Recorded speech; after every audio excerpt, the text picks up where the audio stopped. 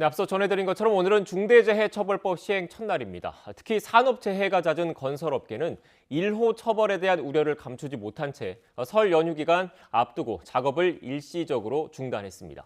현장 상황은 어떤지 취재기자 연결해서 자세히 알아보겠습니다. 김우준 기자. 네, 서울 둔촌동에 위치한 재건축 공사 현장 앞에 나와 있습니다. 네, 건설업계는 특히 긴장할 수밖에 없을 것 같은데 시행 첫날 현장 분위기는 어떻습니까? 네, 그렇습니다. 제가 나와 있는 이곳은 서울 내에서도 가장 큰 규모의 공사 현장입니다. 보시는 것처럼 12,000 규모가 이곳 아파트가 분양이 될 예정인데요. 그야말로 메간톤급 규모이기 때문에 현장에서는 변수가 많을 수밖에 없습니다. 따라서 이 공사에 참여하는 건설사들은 오늘 상황을 더욱더 예의주시할 수밖에 없는 상황인데요. 보시는 것처럼 이렇게 오늘 첫날 시행의 대응은 한마디로 말씀드리면 일단 멈춘다라는 겁니다. 이 대형 크레인들은 가동을 중단한 상태이고 위에서 내려다봤을 때도 실제로 일하는 근로자들을 거의 찾아볼 수 없는 상황입니다. 필수 인력을 제외하고는 대부분 휴무인 겁니다. 외부에서 봤을 때도 대부분 썰렁한 모습입니다.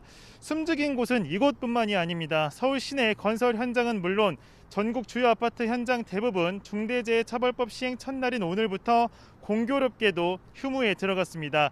이유는 다양합니다. 현대건설은 오늘을 현장 환경의 날로 정해서 전국 현장의 공정을 모두 중단했고 내일은 직원과 협력사까지 참여하는 안전 워크숍을 진행합니다.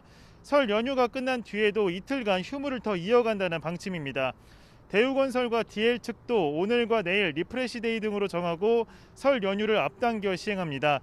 이를 두고 노동계를 중심으로 산재가 잦은 건설사들이 처벌 1호를 피하기 위해 꼼수를 부리는 건 아니냐는 비판도 제기됐는데요. 노동계 측은 오늘 시행에 들어간 중대재해처벌법에 빈틈이 많다는 입장입니다. 산재 사고가 시설이 열악한 소규모 작업장에서 집중되는 만큼 이번 법 적용에서 제외된 5인 미만의 사업장, 오는 2024년까지 시행이 유예된 50인 미만의 사업장에 대한 보완이 필요하다는 겁니다. 이에 대해 중소기업들은 현실적으로 지킬 수 없는 법이라고 맞서고 있는 상황입니다. 이들은 법 규정은 모호한 데다 처벌은 강력해 그 모든 걸 준비하려면 회사 문을 닫아야 할 지경이라며 볼멘 소리를 내고 있습니다. 고용노동부와 국토부 등 각 부처는 법 시행을 앞두고 각종 해설서 등을 배포했지만 범위가 너무 포괄적이고 모호한 규정이 많은 만큼 시행 초기 현장에서의 각종 혼란은 한동안 이어질 것으로 보입니다. 지금까지 서울 둔촌동 재건축 공사 현장에서 YTN 김우준입니다.